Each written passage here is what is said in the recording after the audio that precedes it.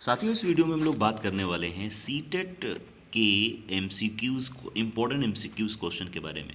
Chapter हम लोगों ने उठाया है। आज हम लोग बात करने वाले हैं अधिगम।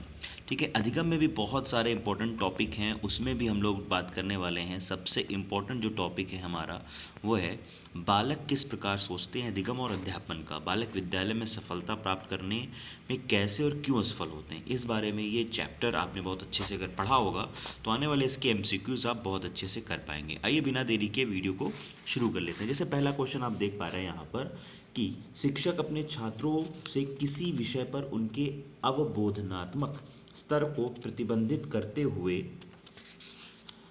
हुए संकल्पनात्मक मानचित्र बनाने को क्या कहते हैं। ठीक है, तो ये क्वेश्चन है और इसका आपको आंसर देना है। मैं हर एक क्वेश्चन के लिए आपको 3 सेकंड दूंगा। प्यारे साथियों, मैं कितने सेकंड दूंगा आपको? 3 सेकंड।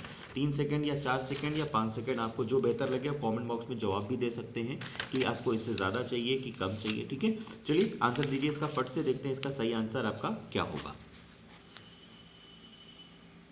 ठीक, इसका देखिए सही आंसर होगा, अब मैं बताऊंगा इसका सही आंसर आपको होगा इसका बी, रचनात्मक मूल्यांकन कर रहे हैं। शिक्षक अपने छात्रों में किसी विषय पर उनके अवबोधनात्मक स्तर को प्रतिबंधित करते हुए संकल्पनात्मक मानचित्र बनाने को क्या कहते हैं? वह रचनात्मक मूल्यों का क्या कर रहे हैं? रचनात्मक मूल्यांकन कर रहे हैं। ओके, उम्मीद है बात आपको समझ में आ गई होगी। आइए अब हम लोग आगे बढ़ते हैं दूसरे क्वेश्चन में। दूसरा क्वेश्चन है आपका, छात्र फैशन शो को देखकर मॉडलों का अनुकरण करने का प्रयास करते हैं। इस प्रकार के अनुकरण को क्या कहा जा सकता है? इस प्रकार के अनुकरण को क्या कहा जा सकता है, ये आपको बताना है। इसका सही आंसर होगा सामाजिक अध्ययन। इसका सही आंसर क्या होगा? सामाजिक अधिगम। 2 का सी इसका सही आंसर होगा सामाजिक अधिगम। ठीक है, आइए अब हम लोग बात कर लेते हैं इसके सेकंड नेक्स्ट क्वेश्चन पर। थर्ड क्वेश्चन, एक छात्रा जल्दी जल्दी करने की कोशिश करेंगे ताकि वीडियो लंबा ना हो, आपको सारी जानकारी आपका प्रैक्टिस सेट हो जाए। एक छात्रा अध्याय के मुख्य बिंदुओं को रेखांकित करती है, उसके दृश्य निरूपण करती है और तथा अध्याय के अंत में अपने मन में उत्पन्न होने वाले प्रश्नों को प्रस्तुत करती है। वह क्या कर रहा है? वह आंसर उसका, इसका सही आंसर क्या होगा? ठीक है, इसका सही आंसर होगा विचारों के संगठन तथा अपने चिंतन को निर्देशित करने का प्रयास कर रही है। अगर इसकी पीडीएफ आपको चाहिए, इसके जो आंसर्स हैं वो सभी चाहिए, तो मैं इसका सारा पीडीएफ अपने टेलीग्राम चैनल पर डाल दूंगा। आप वहाँ से इसको क्लिक कर सकते हैं, वहाँ से पिक कर सकते हैं। कोई डाउट हो तो कमेंट बॉक्स में आप कमेंट करके भी मुझसे पूछ सकते हैं। आइए अगले क्वेश्चन की तरफ बढ़ते हैं। आज का क्वेश्चन चौथा लेते हैं यहाँ पर हम लोग।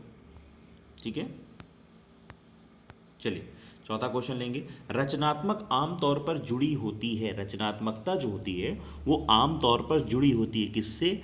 अलग सोच से। चूंकि देखिए ये क्रिएटिविटी का एक मामला होता है और ये क्रिएटिविटी से जुड़ी होती है, इसलिए इसको हम अलग सोच किससे निरूपण करते हैं। ठीक है, आइए अब हम लोग अगला क्वेश्चन लेते हैं। क्वेश्चन नंबर 5 है, कट गया है इसमें। आप प्रभावी ढंग से कैसे सीख सकते हैं? अगला क्वेश्चन है, आप प्रभावी ढंग से कैसे सीख सकते हैं। मैंने और जूम कर दिया ताकि आपको अच्छे से दिखाई दे। आप प्रभावी ढंग से कैसे सीख सकते हैं, इसका सही आंसर क्या होगा? जल्दी से बताइए। आज का 5वां क्वेश्चन है ये।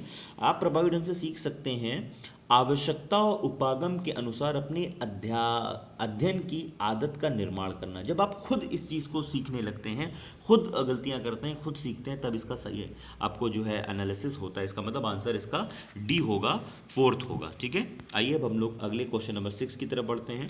क्वेश्चन नंबर 6 है यहाँ पर, अपनी व्यक्तिगत पहचान बनाने के लिए बच्चों को निम्नलिखित में से स्वयं को क्या समझना चाहिए? बच्चे समझना चाहिए, मशीन समझना चाहिए, मनुष्य समझना चाहिए, परिपक्व व्यक्ति समझना चाहिए। 6th क्वेश्चन हम लोग कर रहे हैं, इसका सही आंसर होगा अपने आप को सही समझने के लिए इंसान, मनुष्य समझना चाहिए। ठीक है, व्यक्तिगत पहचान बनाने के लिए बच्चों को मनुष्य समझना होगा। अगर वो अपने आप को सिर्फ बच्चा समझेंगे तो बच्चों की तरह ही ट्रीट करेंगे, मशीन समझेंगे तो फिर वो ह्यूमन की तरह नहीं सोच पाएंगे और परिपक्व वो भी है नहीं, इसलिए आंसर इसका सही क्या होगा?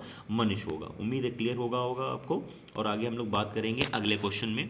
अब क्वेश्चन नंबर हमारा जो है 6th है, 7th है, के दौरान बच्चों को अक्सर अपनी क्षमताओं के विषय में असाधारण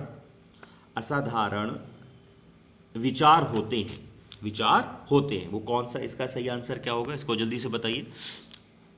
डैश के दौरान अपने बच्चों को अक्सर अपनी क्षमताओं के विषय में असाधारण विचार होते हैं। 7th क्वेश्चन है आज का ये, तो उसका सही आंसर है विद्यालय पूर्व।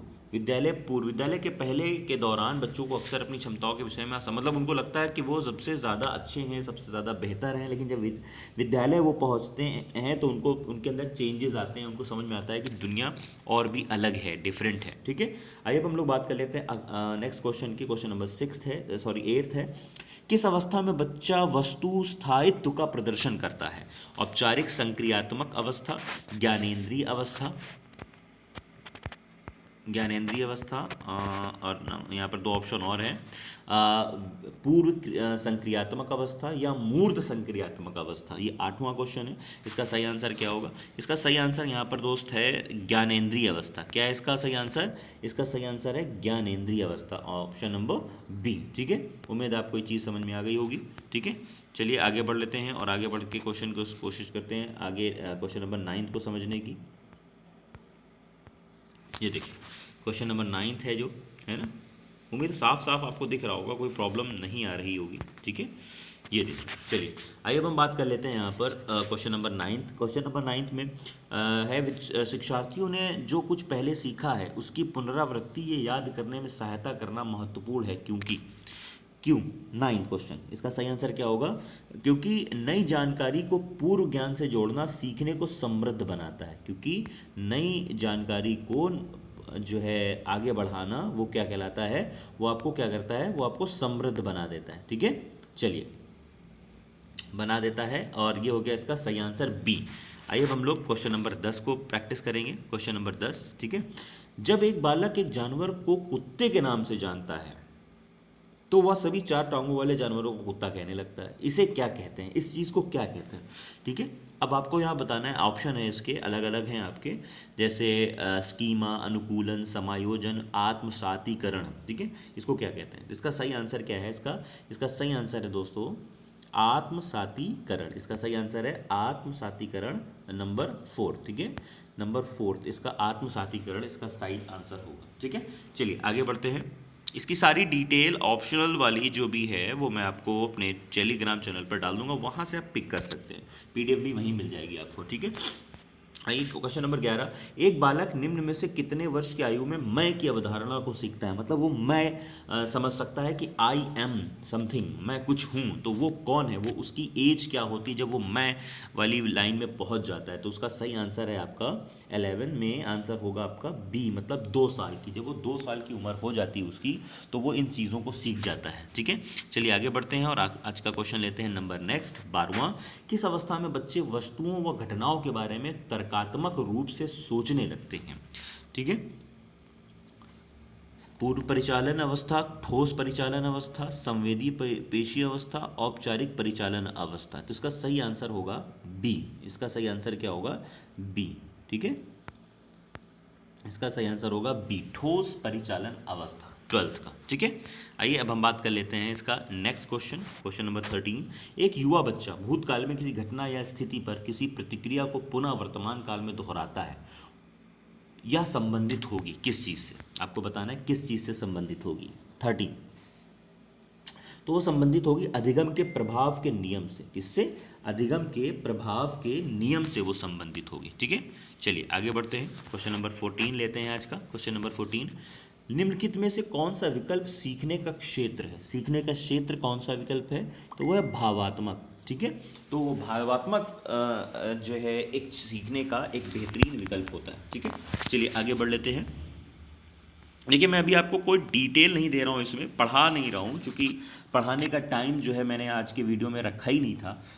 तो मैं चाह रहा था सिर्फ एमसीक्यूज टाइप के क्वेश्चन आपकी प्रैक्टिस हो जाए, आपको पता चल जाए आने वाला जो एग्ज़ाम है आपका, उसमें आपका जो ये सीटेट का जो सीडीपी है पोर्शन, वो कितना इंपॉर्टेंट है, कितना जो है क्वेश्चन आपके कर पा रहे हैं। ठीक है, चलिए आगे की बात कर लेते हैं। सीखने की तत्परता की ओर संकेत करती है। सीखने की तत्परता डैश किसकी ओर संकेत करती है? ठीक है, 15वां, शिक्षार्थियों को सामान्य योग्यता स्तर पर, सीखने की शिक्षार्थियों के वर्तमान संज्ञानात्मक स्तर पर, सीखने के कार्य की प्रकृति को संतुष्ट करने, थॉर्नडाइक के तत्परता के नियम पर। तो इसका सही आंसर है आपका सीखने के शिक्षार्थियों के वर्तमान संज्ञानात्मक स्तर पर। ठीक है, कॉग्निटिव जो सिचुएशंस होती हैं ठीक है, उस पर डिपेंड करता है कि आप कितना सीख सकते हैं। ठीक, चलिए 16वां क्वेश्चन आज का ले लेते हैं।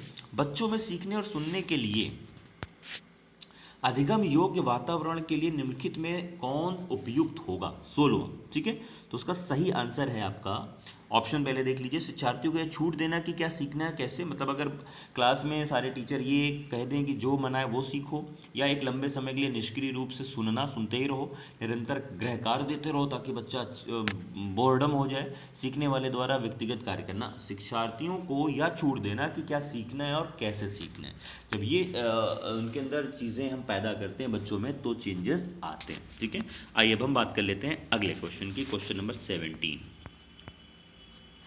क्वेश्चन नंबर 17 की जब हम बात करेंगे तो इसमें लिखा हुआ है, क्वेश्चन है, इरफान खिलौनों को तोड़ता है और उसके पुर्जों को देखने के लिए उन्हें अलग अलग कर देता है। अब आप क्या करेंगे इस पर? उस पर हमेशा नज़र रखेंगे, उसके जिज्ञासु स्वभाव को प्रोत्साहित करेंगे और उसकी ऊर्जा को सही दिशा में संचारित करेंगे। उसे समझाएंगे कि खिलौनों को तोड़ना नहीं चाहिए, इरफान को खिलौने से कभी भी नहीं खेलने देंगे। सिंपल सी लॉजिक है बीइंग। देखिए सीडीपी में क्या होता है ना बच्चे, कि आपको करना क्या होता है कि एक बच्चे की तरह सोचना होता है। तो सिंपल सी बात है, उस पर नज़र रखकर करेंगे क्या? ठीक है, जिज्ञासु स्वभाव को प्रोत्साहित करेंगे। पता नहीं वो क्या एक आगे बढ़कर क्या करना चाह रहा है ना, क्या इंजीनियर बनेगा, क्या करेगा, इस बात से उसको समझ में आता है क्योंकि वो जोड़ना पसंद कर रहा है इस चीज़ से, है ना।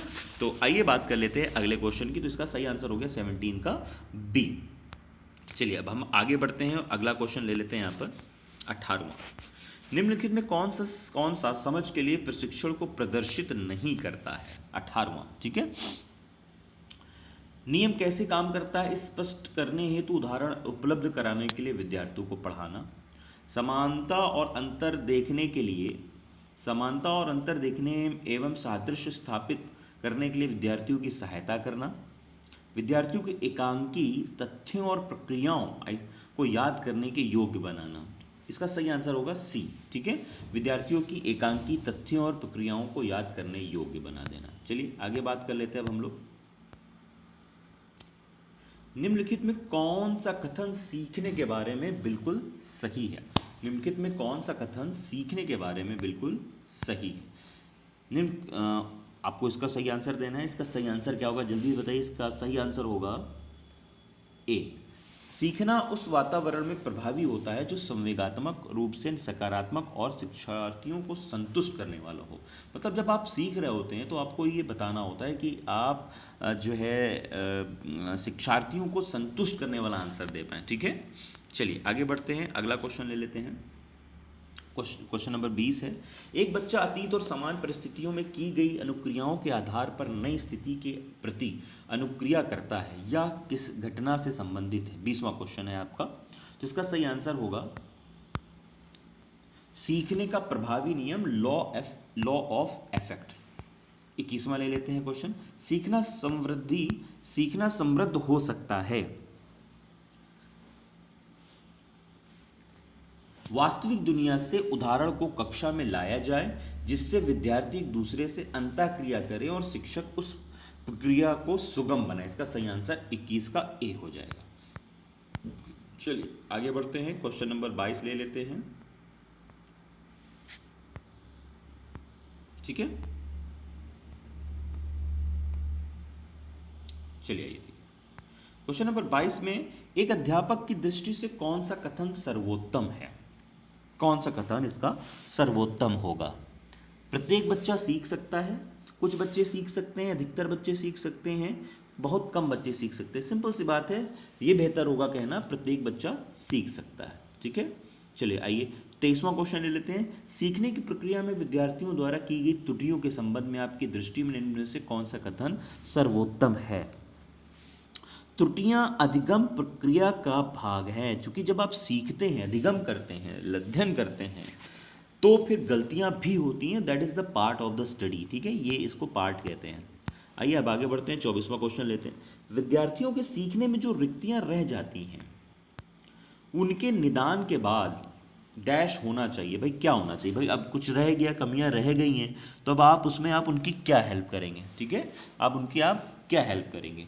तो देखिए आपको करना क्या होगा, उनका उपचार सल्यूशन देना होगा, समुचित उपचारात्मक कार्य जो हो सकता है उसमें आपको देना चाहिए। इसका 24 का क्या होगा, इसका डी आंसर होगा। ठीक है, आइए अब हम आगे बढ़ते हैं, 25वां क्वेश्चन ले लेते हैं।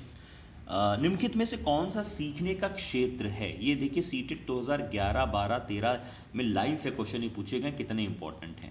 निम्नलिखित में से कौन सा सीखने का क्षेत्र है, 25वां क्वेश्चन है।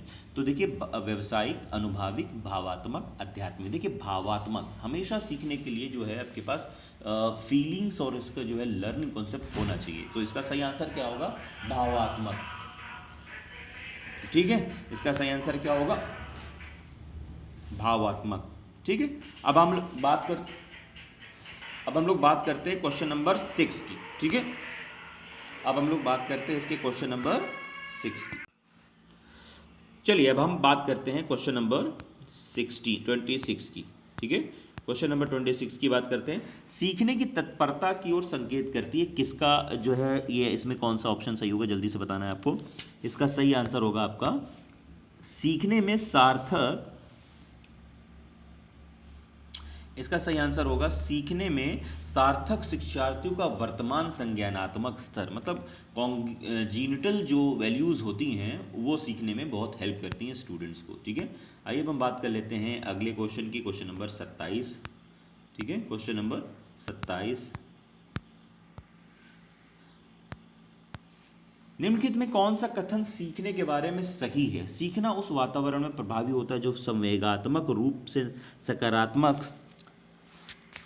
सकारात्मक पॉजिटिव हो और शिक्षार्थियों को संतुष्ट करने वाला हो। क्वेश्चन नंबर 27 का सही आंसर यही होगा, क्योंकि जब आप सीख रहे होते हैं तो पॉजिटिव अप्रोच के साथ आपको सीखना चाहिए।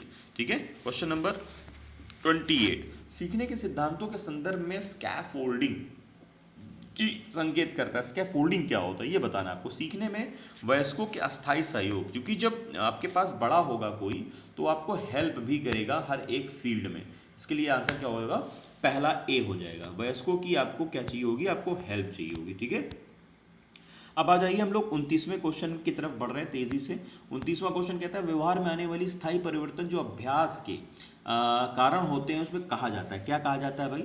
तो उसका सही आंसर क्या होगा, उसका होगा सीखना। आप क्या सीख रहे हैं, दैट इज कॉल्ड कि भाई आप लर्न क्या कर रहे हैं, उससे मतलब होता है। अब आइए, सीखने के वक्र, लर्निंग कर्व क्या होता है? लर्निंग कर्व क्या होता है? लर्निंग कर्व सीखने की प्रगति के सूचक हैं ये, सीखने की मौलिकता के सूचक हैं ये, या गयात्मक सूचक है, क्या है? देखिए ये सिंपल सा कॉन्सेप्ट आपने अगर पढ़ा होगा तो ये सीखने के प्रगति होता है। मतलब जो है आप जितना जितना ज़्यादा सीखेंगे, as much as you learn you will get more and more, English में कहावत है ना।